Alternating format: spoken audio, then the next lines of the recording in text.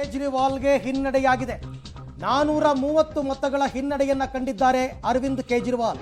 ಕೇಜ್ರಿವಾಲ್ಗೆ ತೀವ್ರ ಫೈಟ್ ಕೊಡ್ತಾ ಇದ್ದಾರೆ ಪರ್ವೇಶ್ ಅವರು. 8ನೇ ಸುತ್ತಿನಲ್ಲೂ ಕೂಡ ಕೇಜ್ರಿವಾಲ್ಗೆ ಹಿನ್ನಡೆಯಾಗಿದೆ. 430 ಮತಗಳ ಅಂತರದಿಂದ ಅವ್ರಿಗೆ ಹಿನ್ನಡೆ. ಈ ಕಡೆಗೆ ಸಿಎಂ ಅತೀಶಿಗೂ ಕೂಡ ಮತ್ತೆ ಹಿನ್ನಡೆ ಉಂಟಾಗ್ತಾ ಇದೆ. 3000 ವೋಟ್ಗಳ ಹಿನ್ನಡೆಯನ್ನ ಅತೀಶಿ ಅವರು ಕೂಡ ಕಾಣ್ತಾ ಇದ್ದಾರೆ. ಕಲ್ಕಾಜಿಯಲ್ಲಿ ರಮೇಶ್ ಪಿತೂರಿ ವಿರುದ್ಧ 3231 ಮತಗಳ ಹಿನ್ನಡೆಯನ್ನ ಅವರು ಅನುಭವಿಸ್ತಾ ಇದ್ದಾರೆ.